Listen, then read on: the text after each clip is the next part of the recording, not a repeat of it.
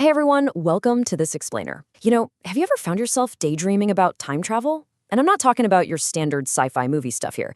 I mean the ultimate reality-bending military what-if thought experiment. History as we know it is entirely shaped by the tools and the people available in that exact moment. But what happens when we just completely break those rules? Well, today we are diving into a speculative historical scenario drawn from some absolutely fascinating source material. We're looking right at the intersection of modern naval power and one of the most devastating clashes of the entire 20th century. So buckle up because we are literally dropping a piece of the 21st century straight into the defining moment of the Pacific War. So, here's the question. What would a modern Japanese destroyer actually do if it participated in the Battle of Midway? Just let that sink in for a second. This isn't just about shuffling some ships around on a map. No way.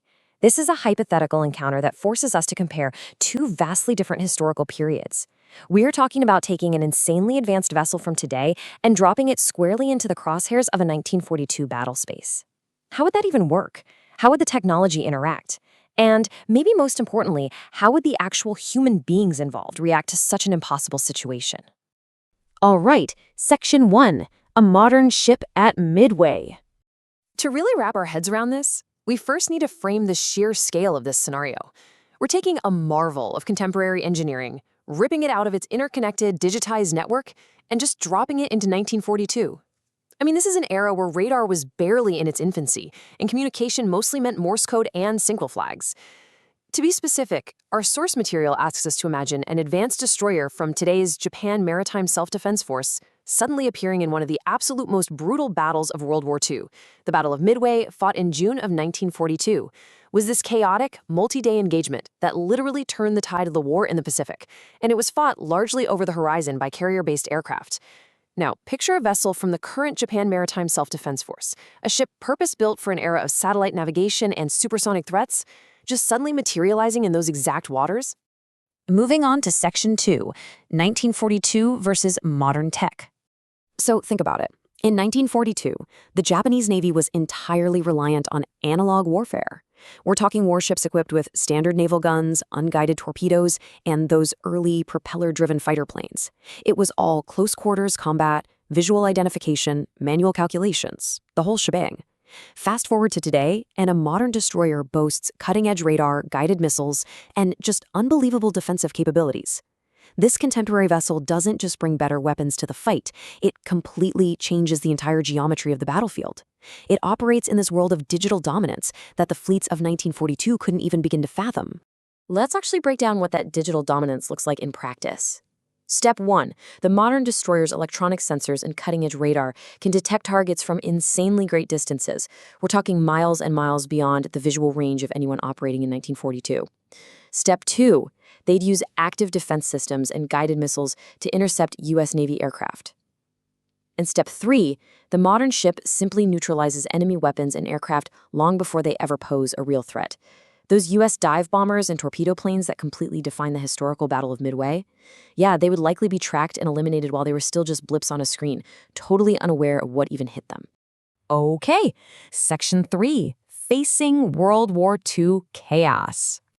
Now, as mind-blowing as the hardware is, we really have to shift gears from technological awe to grounded, psychological reality. Think about the massive human divide here. On one hand, you have soldiers operating under the extreme pressure in the thick fog of war of 1942, acting on heavily limited information. Contrast that with a modern crew. These are professionally trained, highly specialized individuals who are incredibly adept at using advanced technology. They're used to air-conditioned command centers and clean digital interfaces.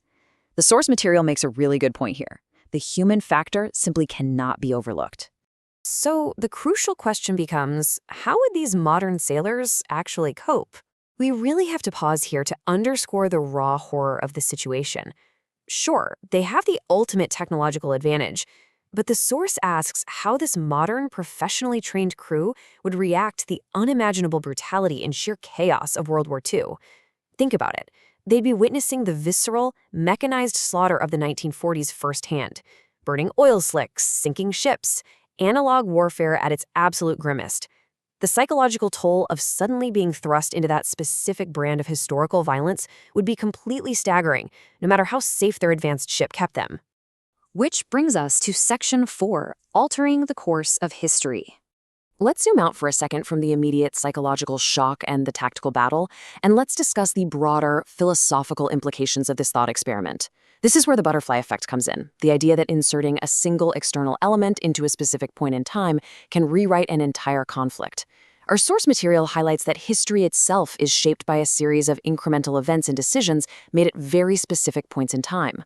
So the insertion of an external element, like a modern destroyer packed with guided missiles, into the Battle of Midway wouldn't just alter the local dynamics of that one day in June 1942. It could change the entire course of the conflict. The ripples of, say, saving an aircraft carrier here, or destroying an entire air wing there, would cascade outward, potentially rewriting the end of World War II entirely. Crazy, right? And finally, Section 5, the real lessons learned. So, why do we even do this? Why spend our time thinking about impossible scenarios? Let's bring this all back to the present. As our source material concludes, the story of a modern Japanese destroyer confronting the chaos of the Battle of Midway is not merely some adventurous journey of imagination, it actually has real utility. First off, it sparks valuable lessons about technology, showing us exactly how far military engineering has come. Second, it highlights tactical ingenuity, brilliantly contrasting the analog strategies of the past with the algorithmic certainties of the present. And third, and I think this is absolutely crucial, it emphasizes the critical role of human experience in wartime history. It's a stark reminder that no matter how advanced the radar or the missiles get, human resilience, fear, and decision-making remain right at the core of any conflict. And honestly, this is precisely what makes speculative scenarios like this so intellectually stimulating. And that leaves us with one final, provocative thought to take away from this explainer today. We've spent all our time looking backward, right? Seeing how today's technology would completely shatter the paradigms of 1942. But history doesn't stop. If one modern ship could completely rewrite the reality of World War II, how will tomorrow's undiscovered technology rewrite the conflicts of today? What systems are being developed right now that will make our current so-called cutting-edge destroyers look just as vulnerable and analog as those ships at Midway? It's definitely something to think about. Thank you so much for joining me on this explainer, and keep questioning the history and the future around you.